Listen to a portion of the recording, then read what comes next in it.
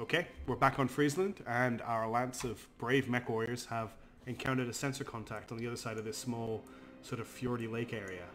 Anti-Cheese is back with us again. G'day, g'day. And we're just going to dive right into this one, I think. Although we'll take a second just to admire how pretty the scenery is, because it does look pretty good.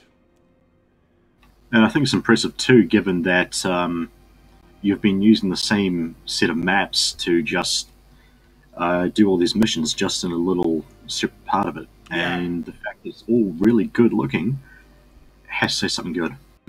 Well, there's 3 temperate maps, 1 Arctic map, and 1 desert map. So as long as we're in a sort of a temperate / alpine planet sort of mission area, I've got a lot of choice. But as soon as we move to somewhere that's a bit colder, a bit hotter, it's going to get a little less easy to make some diversity in what we're playing on. The issue, just to talk about what before we start, this contact, if you see the blue line, is literally just on the end of Nasir's sensor range. And the area we've got to fight over here doesn't have that much in the way of cover. He could probably hide behind this hill where a bigger mech couldn't. So we just have to be really careful, because this could very easily turn into a pretty awful brawl. What I'm going to do is I'm just going to move Nasir behind this rock formation here, just so that he's safe if they move up. There you go, he's detected something else. And then we're just going to reserve as we normally do and let them come to us, and hopefully they'll put themselves in positions where we can take advantage of it.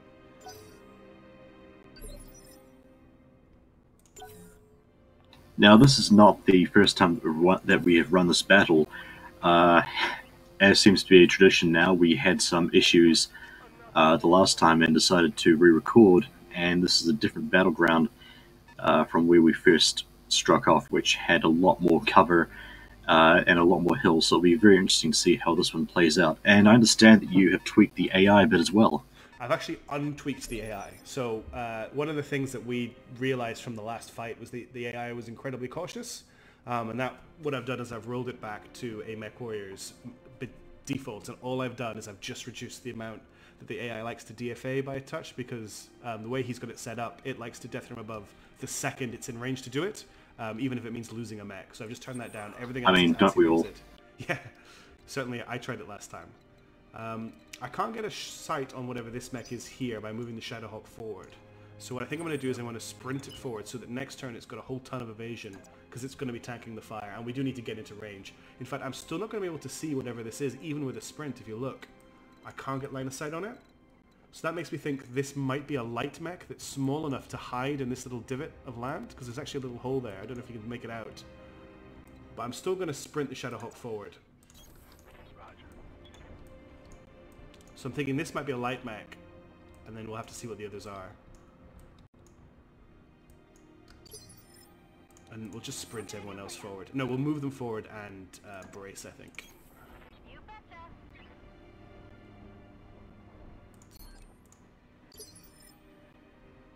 And you started the mission braced, so you're just doing that to reflect your setup, or? Well, the reason is just because I moved everybody away from where they start. I can't change where we spawn, so I basically have to sprint my guys away from the start zone and wait for the AI to catch up with us, which is why we're on round 11, even though this is the first turn. So we can see here the enemy have 2 light mechs, 1 medium mech, and 1 heavy mech. Whatever that is seems to have jump jets, because it just jumped over that hill by the looks of it. So we've got to watch out for this mech here coming around to flank us. The other light mech, And it's worth noting, the enemy could have a shit-hot pilot in an assault. They could indeed. So there's a Locust 1M. Which is a bit of an interesting beast compared to your typical Locust. I believe that's the one with a lot of LRMs on it. Yeah, it's got 2 LRM5s, which I think is basically... PGI couldn't get things like the Wasp, the Stinger, and the Javelin into the game, so they've just picked Locust variants that kind of do the same job, which is why you've got the Locust S with the SRMs, the Locust M with the missiles, and the 1E with the small lasers. So the 1E is one that was added, actually. So we've got a choice here. We could try shooting at this Locust, which has a lot of evasion and cover, or I'm tempted to bring the Commando out here to try and identify what this is, and I might have a better shot at it if it's a light mech as well. So I'm going to bring him here and just see what that mech is. And we've also got... Drum roll, please. So that is not a light mech. No, it is not. It is a light mech. It is a light mech. Oh, so it... Oh my god. I'm an idiot. It's okay. Okay, so we've got a different composition to last time. Yes, I've changed it a little bit just to make it a bit more interesting. This is a fire starter, which I think it even looks a lot better than the other mechs, possibly because it was added a little bit later. We haven't really had a close look at Figment's fire starter when it was still in the game, but we have a fire starter here. Now it has 2 bars of evasion, but it's braced compared to the Locust with 4 and cover. I'm more likely to hit the fire starter, but I'll do less damage. However, it only has 65 center torso armor. Mind you, as we mentioned last time when we talked about it, this Locust only has 10 armor. So I think we're better off maybe firing at this turn, even though it's less likely to hit it, because shots that do hit will have a greater impact. But I will take a pot shot at this with the Commando, because that's all I can fire at right now. I believe the Firestarter came in quite a bit later than the Locust, which was, I think, a launch mech with... Yeah. The only mech that was added in Beta 2 was the Firestarter, and that's because it's the first mech they put into the beta with flamethrowers.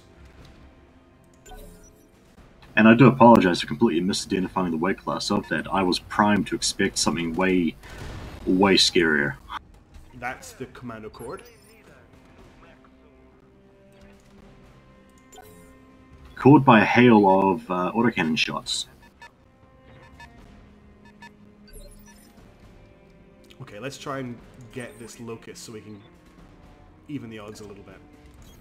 So whatever this is has a lot of ACs. We still don't know what this mech is at all.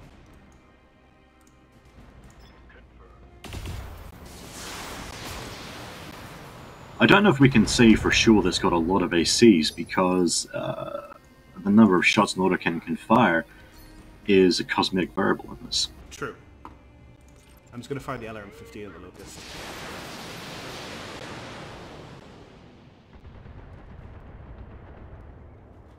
A few hits, but not enough to knock it over. Or to knock out a torso.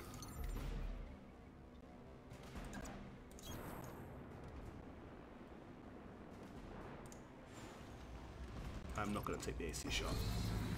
It's a shame.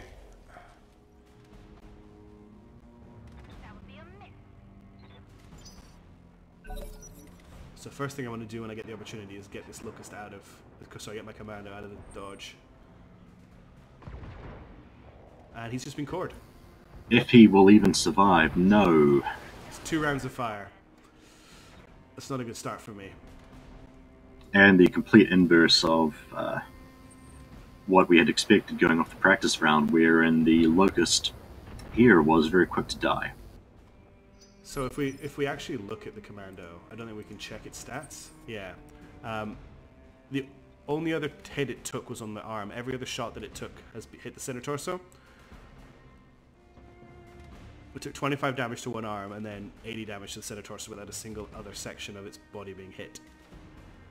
So we're now back down to 3 mechs, and we will not be able to field a full lance going forward unless we do some salvage. What are our options here? We've got the Locust, so we salvaged the Locust 1E. That thing is almost ready for being deployed. So as long as we don't lose any other mechs, we should be okay. I'm going to start pulling back here. I need to start playing really conservatively because losing the Locust in 2 turns... Sorry, I keep calling the Commando a Locust. Losing the Commando that quickly is a really big problem. And speaking of coring light mechs, so we're now a little bit more even, and we do not have that thing playing potentially spotter and harasser. Yeah, and it has been doing a lot. I mean, losing it from the spawning roll is helping here a lot, but we've just traded a Commando for a Locust, which isn't great. We've got 3 mediums against what I assume is a light, a medium, and a heavy. I'm going to reserve and see what their heavy does. Okay. So, do I want to push up the middle of this area here and try and engage these 2, or do I want to come left and try and take out this Firestarter before it becomes a really big threat? Well, it seems wiser to control the engagement on your terms. If you can take out that Firestarter, you can deny them his other light asset and take him on, 3-on-1, yeah. Ideally. I think that's the ideal plan. And if we can engage the Firestarter at range before it can get close with his flamethrowers, it should put us in a decent position. I'm just going to pull the trebuchet back a bit so it doesn't take any speculative long-range fire. Let's see what he does with the Firestarter now. Will it push forward or will it come back? It's reserving it. Okay, well I have to reserve 2.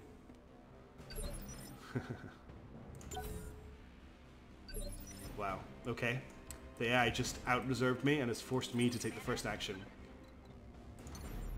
And I can't get line of sight on this fire starter.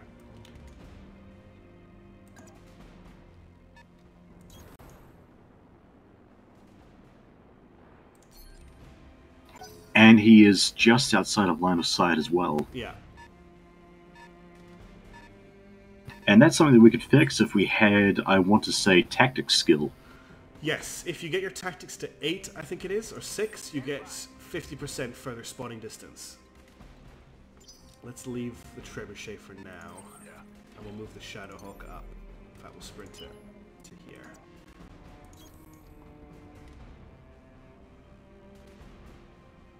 Okay, you're sprinting and moving, but you're not going to the forest. Why? I'm wary of moving him too far forward, or are you talking about the forest behind? Forest to the side of your other...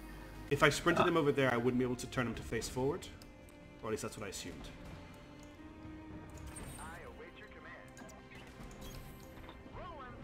So that was just a turn of posturing from both of us.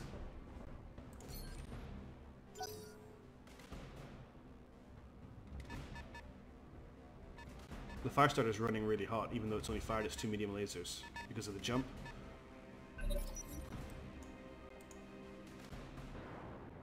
Oh, I got 2 moves there. It actually out-reserved me. So what's its evasion looking like? 4 stacks of evasion. We've almost got Fury. I think if I can make an attack with the Shadowhawk, it should give me enough Fury to fire with the trebuchet and ignore its evasion. Now, the reason why it only shot 1 medium laser there, I can't see behind that right torso thing, but it does have 2 lasers, right? Yeah, it's got 2 medium lasers. It fired 1, again, because the Enforcer's evasion was so high that it didn't want to risk the heat on a Alpha Strike or a heavy attack and then miss with both shots. So it's basically just taking a speculative... what's the better choice here? Do I want to fire with the trebuchet first? Or do I want to fire with... No, I want to fire with the trebuchet first because of the large laser. So we'll move to here. Our chances to hit are terrible. That's a better facing. I'm just going to use the LRM-10. Which is going to... You'll see the LRM-10 is a 5% better chance to hit because it's arm mounted.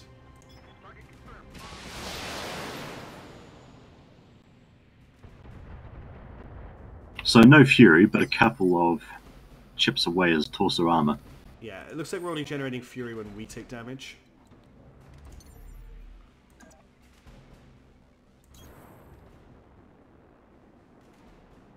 Oh, it does seem appropriate for a mech that is built around those flames to be running so hot, but I'm more worried about those heavier units coming up and any long-range weapons that they might have. Well, the problem is they've got line of sight from it at the moment. Exactly. You're being spotted. Shadowhawk's taking damage from the side. Now, was that 2 bursts of autocannon fire we saw? I think it was 3. I'm not going to fire the lasers here, but I am going to fire all of the LRMs. Part of me is now suspecting that the heavy might be a Jägermech or some other ballistics platform.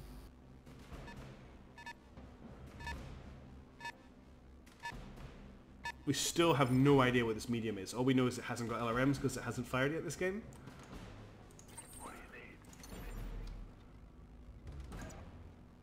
Which begs the question, if it doesn't have LRMs, then what does it have, and how scary is it going to be once it gets into range? They might be down 1, but we're down 1 as well, and we do not have that same intelligence advantage that they have. I think it's holding this Firestarter here to give line of sight. No, okay, it braced. That was an interesting choice. It's a real shame we're 5% off a shot that would ignore the brace. That's frustrating. I'll give it that. Let's jump up here. That'll give us an aim bonus. And we'll turn to face this way. Probably going to fire the AC-10 here. That's going to overheat him. Can't fire the large laser. It's got to be just the AC-10.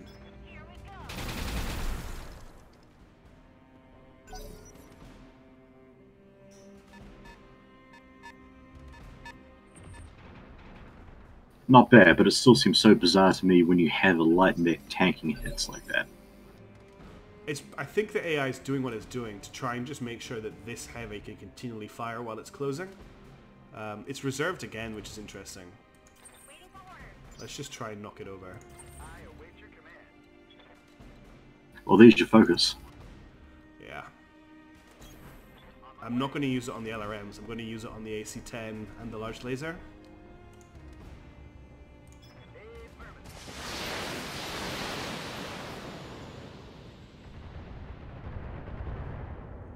There's one of his medium lasers.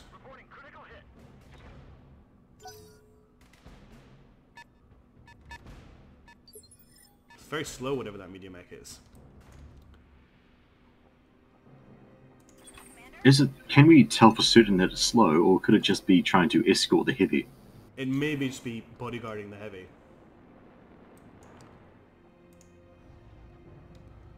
I forgot how hot the Enforcer was. I'll just use the focus shot on the AC-10.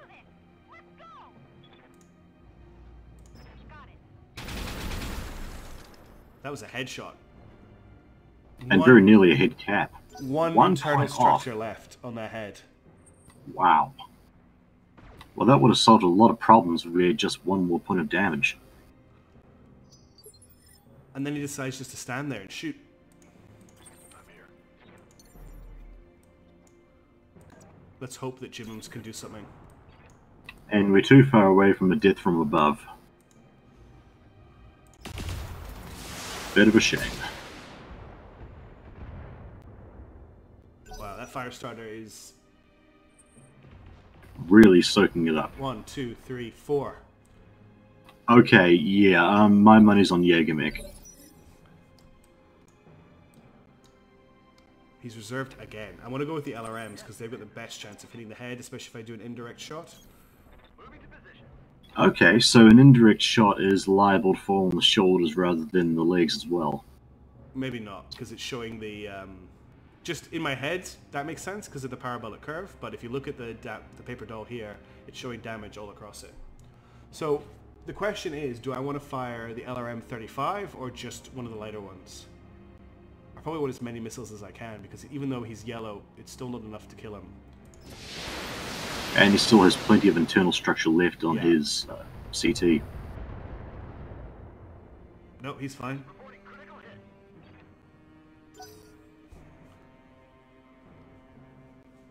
We've actually lost contact with the medium mech. There it is again. I suspect it might actually be just something really slow now. I would have thought that a medium, more along the lines of your Shadowhawk and the ones that we've faced before, or a Griffin, would have just tried to charge in. Still hanging on.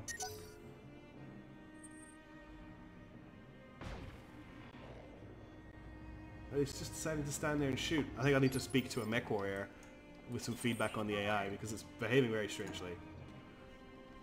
I mean, it's still explainable if you assume that the AI is committed to losing this mech and just getting the most money out of it as possible as a spotting platform.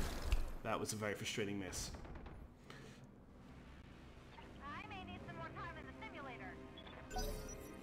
If I recall from the thread, the thing about AMEC Warrior's AI mod is that, unlike in quote-unquote real Battletech or the fiction, it's much more prepared for a fight to the death rather than...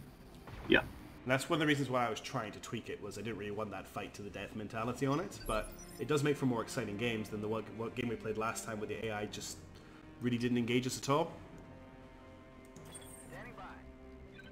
Right, the question is, what the hell do these pirates have that's motivating them so much? Do we really think they're still pirates?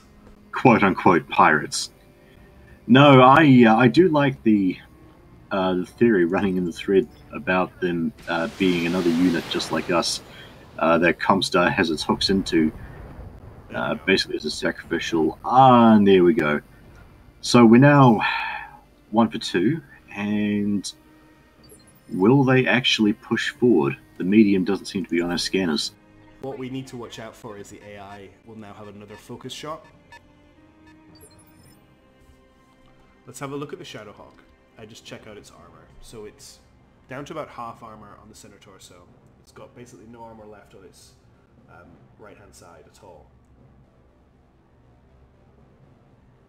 The left side's been pretty well stripped too. So I think what we're going to do is we're going to bring the... Oops, I always do that. We're going to bring the Enforcer forward, and it's going to be our tank for now. Until it gets low, we'll swap the Enforcer, the Shadowhawk back in.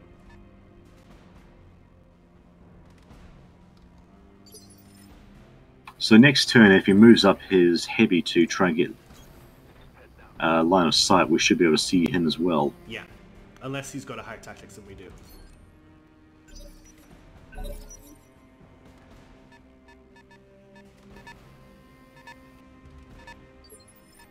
Interesting, so he's keeping the medium outside of the bubble. I mean, I think that confirms whether or not he's got a better tactics than us.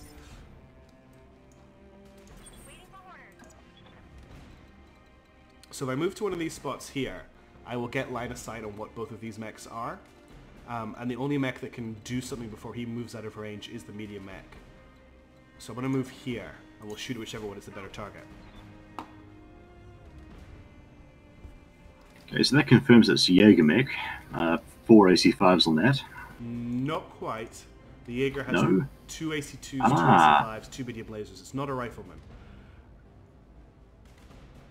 It's My apologies. It's pretty much the let's make a rifleman that we can't get sued for rifleman. The one thing about the Jaeger mech is it's got comparable armor to a medium mech. And it's carrying... Ammo. Where does it have the ammo? One in the torsos and... It has Huh. one in each torso, one in the center torso. There should be another ton, I believe. No. So it's got 1 ton of AC5 What about ammo the on head? the right torso. No way is it carrying... no, it's not got any in the head. So AC5 ammo in each side torso and AC2 ammo in the center torso. And then the other mech, I don't know if you noticed it. That's a Hunchback. I can't No even show wonder. it. So I want to say that thing only gets 5 or 6 moves in tabletop. it has been, like the Urban mech, it has been upgraded to be brought in line. So it is faster. I do like the chipped paintwork on the torso there. I don't know how well that's going to come across in the video, but it's all chipped up. It is pretty gorgeous, and that does explain as well why we haven't seen much covering fire from it. Yeah, so it's got an AC-20, 2 medium lasers and a small laser. So we have to decide here which is our priority target. It, I think, actually carries more armor than the Jaeger mech. Yeah, so it's got 130 in the center torso, 100 in each side torso.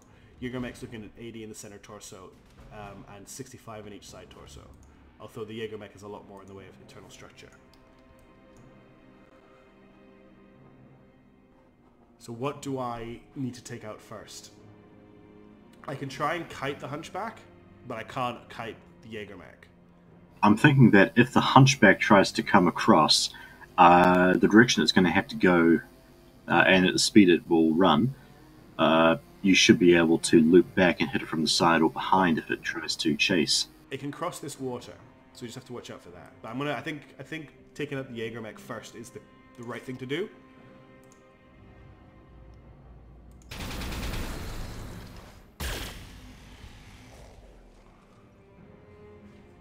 Good hits, so far so good, but still a long way to go, especially when you down a mech.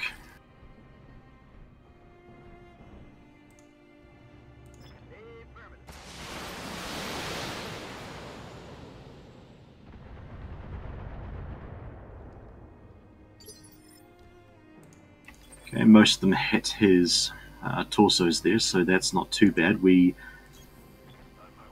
I don't think that we're going to see him go down for a few more rounds, though, and in between then he can do a lot of damage. We basically just have to keep him moving so he can't bulwark. Because the Hunchback's going to get a turn, then I'm going to get to move on my medium mech so I can move them out of line of sight of him.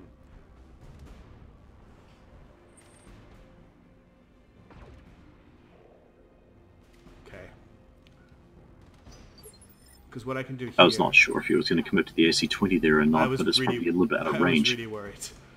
I can bring the Enforcer nowhere that it can shoot and be out of line of sight of the Jaeger mech. Which is a shame. But while we've got line of sight on it, I'm actually going to attack the Hunchback here because it's only got 1 evasion. So let's bring the Trebuchet round. On my way.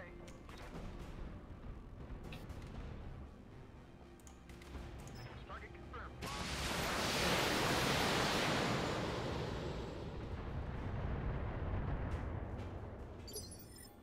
And then we'll get the Shadowhawk to take a pot shot as well.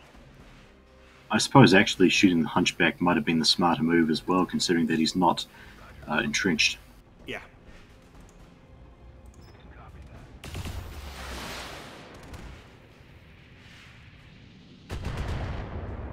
Bad shot with the AC-5, but all of those LRM shots hit, and then the Enforcer can just sprint back out of line of sight of the Jaeger mech. The catch is that we hit the wrong torso on that. The ammo is in that torso though, so it's not all lost.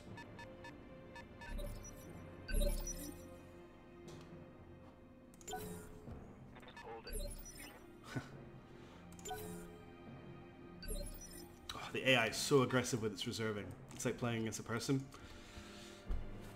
You can't trap it. You can't force it to move and then take all your moves. It's just basically just play tag with me there. No, but what you can do is move your light. No, move your Enforcer off to the left, and use that to spot, and then move him back before his heaviest turn. I can't take 2 moves with the Enforcer though. So once I move the Enforcer out, that's it. It's standing out there for them both to take their next moves, and there's a possibility the Hunchback gets 2 shots on it. Because it'll go this round, and then when the round re-rolls, because we're both stuck on initiative 1 now, so it's going to go me, me. So what I think I do is I move the Shadowhawk to burn a move. No, you're completely right. I'm used to these initiative shenanigans coming while the enemy has already committed to its moves. So it's now right in my face with that Jaeger mech. But still far enough that we can't go from behind. Here's where I jump out with the Enforcer, I think. Get as much evasion as I can for the Hunchback shot. And I'll take a focus shot to ignore his armor, his bulwark.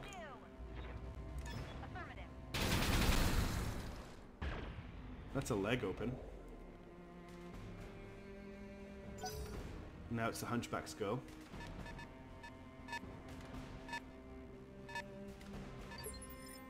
Okay. And then Lionheart can get a shot here. Moving to position.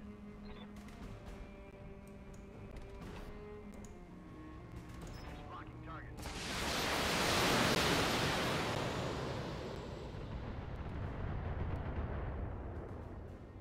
Just sandpapering it. There's no real any direct. That's the problem with LRMs. When you need them to hit something hard, they'll never do it. And certainly it's a shame that we didn't get even one of them on that Firestarter's hit earlier. Yeah, that was really disappointing. Okay, the Hunchback's gone, so we have both the Shadowhawk and the Trebuchet can act, and then the Enforcer can move out of line of sight, and again the Jaeger mech won't be able to do anything. What do you need? So bring the Enforcer around, the Shadowhawk around here for an AC-5 shot.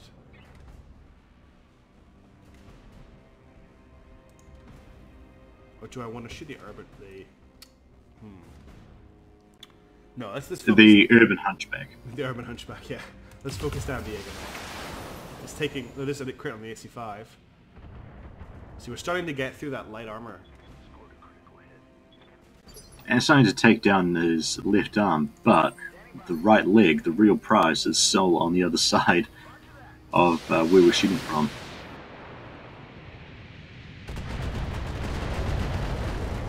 CT's open. Excellent. And now the Enforcer can just sprint back into cover. And cool down a little bit.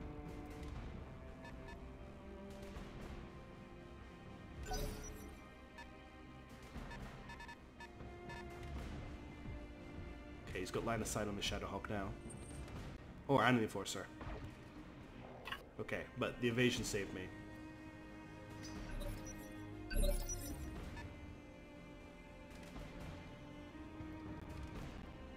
So he's now out of Bulwark. Yeah, now is the time just to open up on him with everything I've got. I'm going to overheat from this shot, but I'm still going to take it.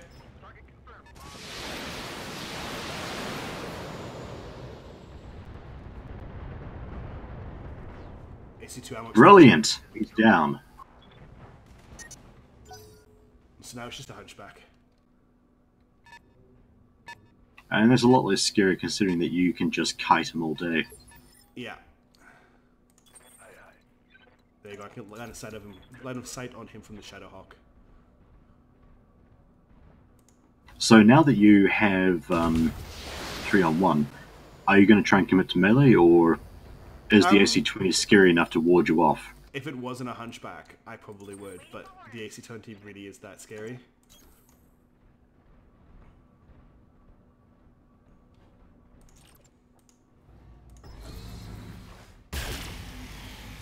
So why no AC-10 shot since you had 85 on that? I have 3 ammo left. I'm going to save them for when he's not bulwarked. Or guarded. Oh shit. Oof. That's a lot of shots. Good to go. In one of the trailers we've seen, they've actually changed that, so it's more like, I've mentioned it before, like an A10 Warthog firing for the AC-20. It doesn't have the brep sound effect. Yeah, I'll post a GIF of it with the update. I love it. Even if I do feel like a bit of an idiot for getting my nerd trivia wrong and misidentifying imaginary robot loadouts. I set the loadout up and I forgot that it was a fire starter, so that was a headshot. Yeah, we're down to 6. Unfortunately, while you seem to be great at getting headshots, I can't follow them up. No, you don't. And even when you do, the AI seems to be very lucky and rolls well on its second hit. Yeah, I've never seen one die this whole LP. What about in your own personal games? I have. Ooh, that was the leg, I think. If he Good thing wasn't, that yeah, if he wasn't in that fully forest, armored.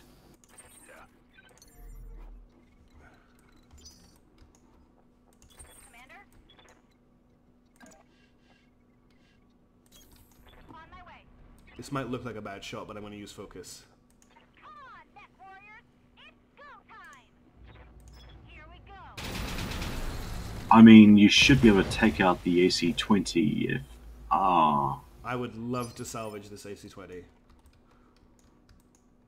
Yes, Commander.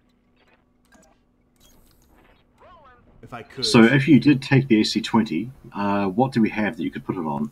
Probably nothing. We could maybe, if we pulled like all the armor, the jump jets, the heat sinks, all the other weapons off the Shadowhawk, we might be able to mount it. Locking target.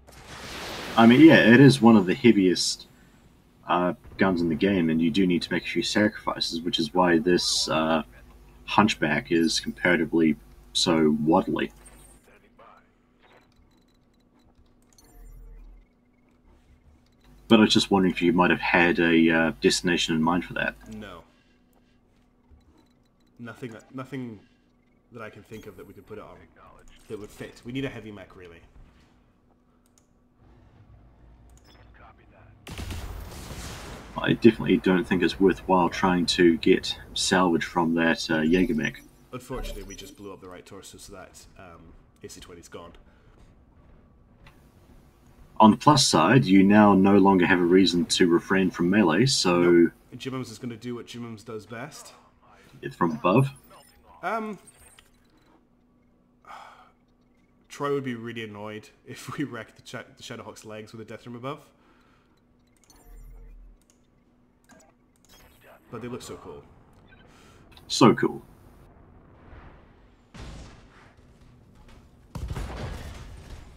And he just blew up his own leg. Yeah, but I think you have to agree with me that it was totally worth it. Oh, So he's there's now a... taken 2 pilot hits. We have a bug. Ah, he's still standing upright after losing a leg. He's still standing up after losing a leg. In fact, he almost like legged himself out of the game with that attack. Maybe he's just that good. He's getting pretty good at falling over. He's done it a lot this campaign. So, headshots? I have a 2% chance to hit the head, but people will call me out if I don't do it. Roger that.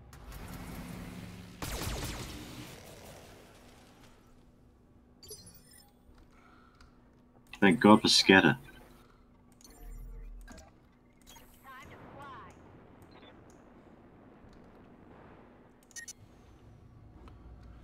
He's going to overheat if he fires a large laser. AC-10 ammo bin is Meanwhile, Jimmins is like, watch it. Yeah, he's definitely not knocked over because he should be in the next. He should be in activation block 2. Yep. So that was a bug, which I've never seen before. Well, there goes the left torso. Standing by. Let's finish this. Affirmative.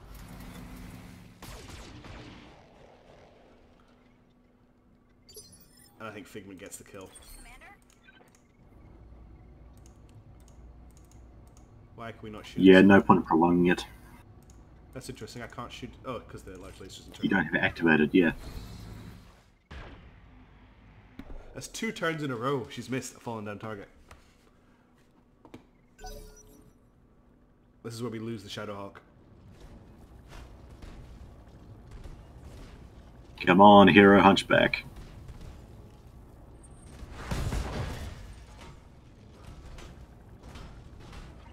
And no, we're going to lose it to a small laser.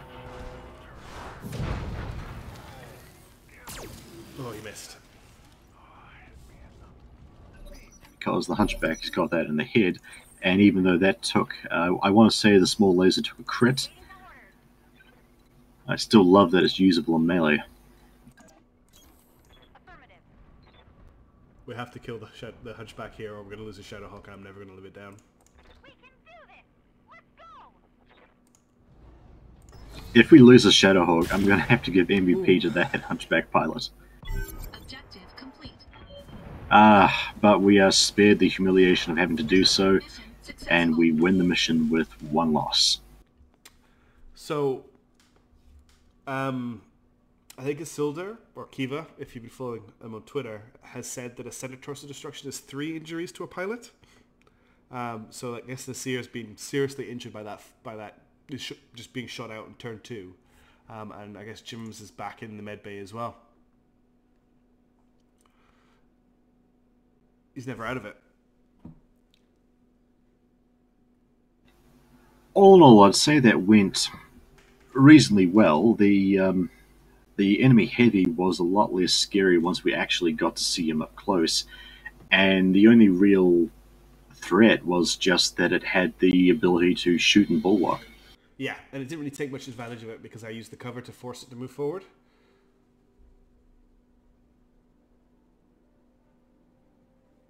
I will say that the loss of the commando was avoidable since you were still using it to tank, but I think it was more... at the same time, it was also just a string of really bad luck that it had to get hit so precisely.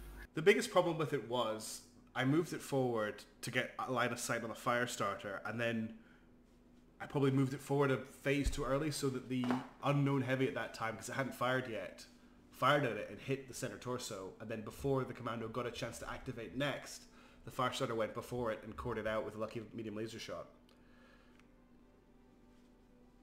It should have really been able to get out of that situation before dying. Ordinarily, you would expect a bit more scatter than, Yeah. taking 1 arm shot. It took 80 damage to one location in something like 110 worth of damage. Because all that missed, the only things that didn't hit that center torso were 1 AC2 shot and 1 medium laser shot. Everything else hit the center torso. So it was like Out of 6 attacks, 4 attacks hit the center torso. That's how many it took. But yeah, the commando's gone. Nasir's super heavily injured. The Enforcer's fine. The Shadowhawk will need to get a leg for it. Trebuchet's fine, just needs more ammo. In terms of salvage, we can salvage pretty much everything from the Jaeger mech if we want to. So we've got 2 AC2s, 2 AC5s. The ones on the left arm have been damaged, so they need to be repaired if we want to take those. There's 2 medium lasers there as well. We can't really take anything off the Hunchback apart from a small laser. Fire Starter, we've got some flamethrowers we could grab from it, some jump jets, that's about it. And the Locust, if we wanted those LRM5s, we could grab those. If we take... Now these profile pictures, are the robes standard or your own edition? I don't know what you're talking about. I can't see any profile pictures with robes in them. Sorry. There's no robes on this screen. There's just mech. We're just talking about the mechs. There's nothing here, honest. And speaking of robes, we commented on this in the test video, but I maintain that the Comstar sourcebook portrait looks an awful lot like the cover art to a Blue Oyster Cult album, except with guns. Yeah, let's actually post that as well. PTN's already posted the cover, but I'll repost it with that Blue Oyster Cult album cover as well, because they do look remarkably similar. And I have to believe it's intentional, but yeah, that was a pretty good match, and a lot more, even though there was a fair bit of kiting and back and forth poking with the Hunchback and the Heavy coming across the lake like that. That was still a reasonably good short fight. Yeah, I honestly believe that was going to be a lot more bloody for me than it turned out to be. I think it's because we never really let the Hunchback use that AC-20. It fired it once and missed with it. Which, again, I absolutely felt it as those choices went by one of our units. Yeah, it was a scary... Actually, no, it fired it twice because it did just damage the leg on the Shadowhawk. And I fully admit the damage to the Shadowhawk's legs is 100% self-inflicted, but I'll let you talk me into a DFA. You're welcome, audience. So, what's next for our group? How much do we have in the contract left? We're still about halfway through it, which is going to be interesting for how to make the narrative fun, because it's getting a bit ridiculous. But we're hopefully not going to roll as many combats, or if we do, they're probably going to be really hard. I'll have to look into adding rules for withdrawing from them, because I think that's a big part of the game, that when it comes out is being able to withdraw from a combat, and it's not something I've explored yet. So I'll probably do that as my next. I'll set up special rules, like if I make it to a table edge, like an edge of the map, we'll count that unit as making it off the board, and then. Which is pretty much how it works in tabletop anyway, or at least in Mech HQ. So I think in the game, and this is just total supposition, is that the right word? I don't know. You can actually call for an emergency extraction, and there'll be an area of the map gets highlighted, and you can run your units there, and they get pulled out by a leopard dropship. But obviously we can't do that here, and I can't really just arbitrarily assign, that tree is now the extraction point. So I'll think about it, and we'll do something else, because I think to keep these matches interesting, we're going to have to really up the stakes in terms of what the enemy are bringing to the table. So we're going to have to start looking at multiple heavies or even assault mechs. And on the topic of upping the stakes a little bit, we're definitely drifting towards this being about as crazy as it gets for 3025. What are the odds, or even the possibility, that we can field some Lost Tech units here? In terms of actual mechs, I haven't really got access to any, just because there's none in the files for the game. There may be a way to get some Lost Tech weaponry, however. That's definitely a possibility. It might make a good reward, actually, or a good reason for us to get away from this planet. One of the, for those playing at home, one of the Mech HQ random missions is that sometimes you will stumble across a Star League cache, and that will have either you get a robot that has some special stuff on it sometimes, or an NPC technician will power it up. But I think going from the other end as well, where you hear that there is an enemy lance that has picked up something special, and you have that as sort of like a boss fight, that could be really neat to see. Yeah, I can keep that in mind. I'm definitely going to start introducing custom mechs into the enemy. There was a very high chance I actually built it and had it ready to go, but changed my mind at the last minute for us to face a Firestarter with all small lasers there. sort of had 8 small lasers. That would be very scary up close. Yeah, so we might see that soon. But anyway, I'm going to leave that there. Thank you very much for you coming along, Auntie. Always a pleasure. Cheers.